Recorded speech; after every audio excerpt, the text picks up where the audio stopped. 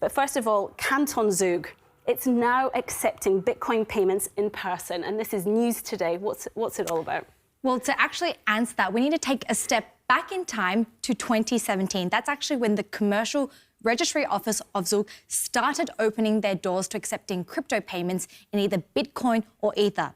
Now, what did that mean? Well, basically, whenever you got an invoice in Swiss francs, you wanted to pay in Bitcoin or Ether, you had to first send an email to the Commercial Registry Office. Then they would send you an email back, and then you would open up a link, and then you would get a QR code, and then you could pay. So complicated. Exactly. So as you can see, the entire process, very time-consuming, and even in the words of the head of the Commercial Registry Office, Andreas Hess, he says it was way too awkward and way too laborious.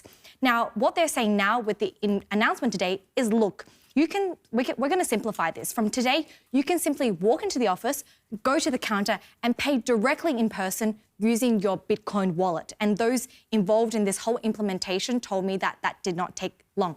But Hannah, remember, just a few months ago, this is the exact same thing that the Dolder Grand Hotel, the luxury hotel in Zurich, that's what they also introduced. And they're also opening their doors to Bitcoin so you can pay your spa, your hotel room, coffee in Bitcoin.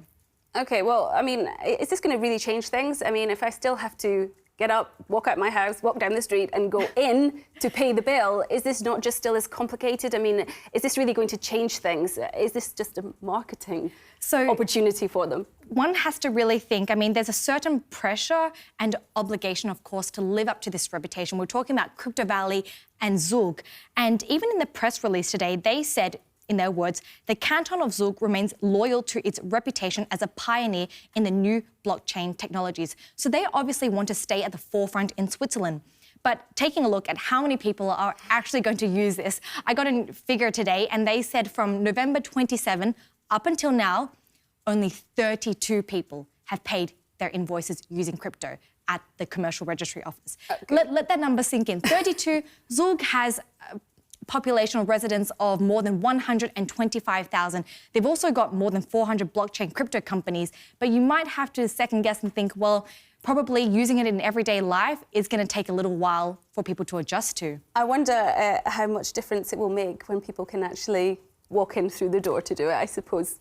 Well, they are more hopeful about this. They say, OK, with this new ability to just walk in and that it's quicker, you don't have to have so much back and forth with the emailing, then more people will use it. But then you have to think, how can you actually convince people to pay with crypto if they can just pay normally?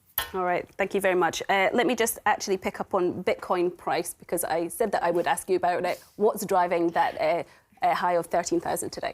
Of course, there's a lot of reports out there. Some analysts say, OK, there's more demand coming from institutional investors. Others say, actually, no, it's the knock-on effects that we're seeing from Facebook after they announced Libra, the new currency that's coming in 2020. Now, Swiss company Inacta, they actually share this view, and they say Libra is a door opener for Bitcoin and that it made professional investors realize that anything can be disrupted. Another firm in Zug, Crypto Finance, they say, actually, no, the current driver is still institutional and retail investors. And they say, OK, Libra is still a hot topic. And while it might play a role in swaying the price, those effects would still be marginal.